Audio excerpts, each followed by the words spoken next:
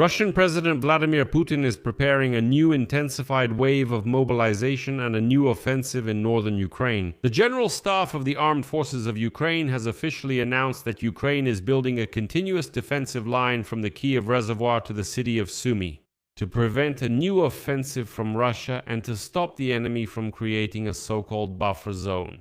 The president of Ukraine, Volodymyr Zelensky, after receiving an intelligence report, stated that despite significant losses, the Kremlin is planning offensive operations and is preparing to bring in more personnel, particularly through a new mobilization.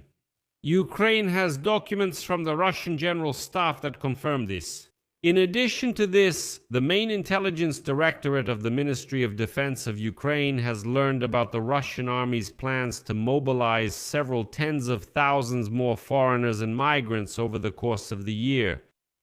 My name is Alexei Pichi. Let's discuss this topic together, but before we start, I ask you to subscribe to this channel, like this episode, and leave any comment under this video.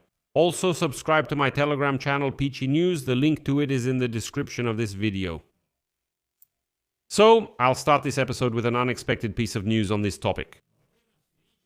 In the United Kingdom, US President Donald Trump made a worrying statement while in Britain with Charles III about the plans of the Russian dictator Vladimir Putin. This was reported to the New York Post by a lip-reading specialist, Nicola Hickling. She told journalists that she managed to decipher the conversation between Trump and the King of the United Kingdom, and Trump allegedly said the following to the British King, quote, "Right now, I'm talking to Putin. He wants to come in. I have a feeling that if he does what he said, he will destroy the population." In response to this, Charles III suggested discussing it a little later. Then the conversation switched to Trump's project to build a $400 million ballroom in the White House. But the statement about Putin, of course, alarmed many people, so it's worth moving on to the news, as they say, from the scene. Ukraine is building a continuous line of defense from the Kyiv reservoir to the city of Sumy to prevent a new offensive from the Russian Federation and to stop the unwashed enemy from creating a so-called buffer zone. The Chief of Engineering Troops of the Support Forces Command of the Armed Forces of Ukraine, Brigadier General Vasyl Sirotenko, said that today a significant amount of work is being done to strengthen and build layered defenses starting from Sumy, ending at the Kyiv reservoir.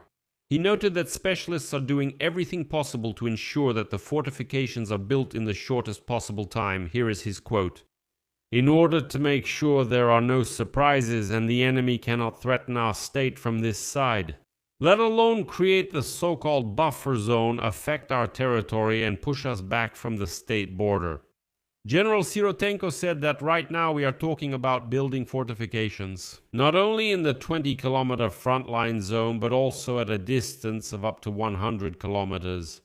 This is the depth from the line of contact or the state border, where not only the main logistics routes and military convoy routes are located, but also where state logistics operations are carried out. Next, another quote from him.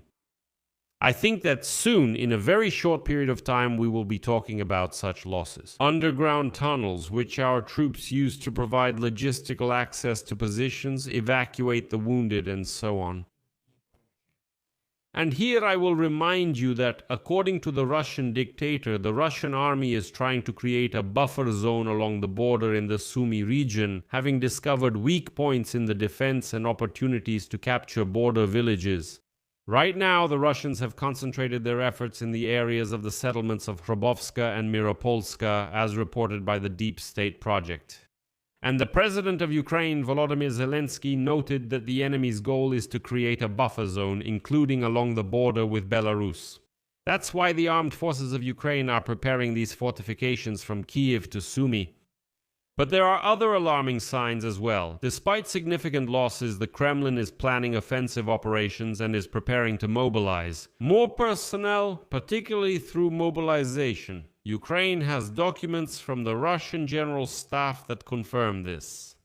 This was reported by the President of Ukraine, Volodymyr Zelensky, following a meeting with the head of the main intelligence directorate, Ole Ivashenko. According to him, in the documents, the Russian General Staff admits its inability to fulfill the task set by its political leadership and says that it needs more cannon fodder. Next is a quote.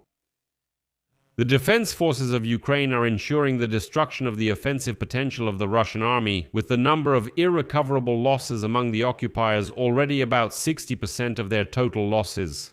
Accordingly, Ukraine's task is to further increase the percentage of irrecoverable losses of the occupier, to strengthen the frontline use of drones, and to scale up our long-range sanctions against Russian weapons production and the oil industry. Well, these are the very sanctions that are now hitting Tuapse in the Krasnodar region, which has already caused an environmental disaster there. Also, Zelensky added that he will inform partners about Moscow's development of plans for operations against NATO countries, as well as attempts to involve Belarus in carrying out Russia's criminal objectives. Additionally, at the main intelligence directorate,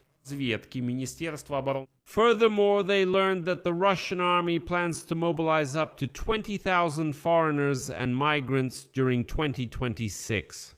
In particular, the Mobilization Department of the Russian General Staff and the Service for Citizenship and Registration of Foreigners have determined the number of foreigners aged 18 to 60 in all federal districts. The question of why, I think, is obvious. As a result, military enlistment offices in the Russian Federation received a plan to recruit foreigners for contract service, ranging from 0.5 to 3.5% through 97 selection points. The main mobilization resource, according to Russian military agencies, is people from Uzbekistan, Tajikistan, and other Central Asian countries, especially Kyrgyzstan. There is also recruitment outreach aimed at citizens of Bangladesh, Sudan, Chad, and other African and Asian countries. In the intelligence department, senior Ukrainian officials note that foreigners are being offered generous financial support, benefits, and Russian citizenship as the main motivation. If these incentives don't work on the potential victim of mobilization, intimidation, pressure, and coercion are used, well, it's all classic tactics.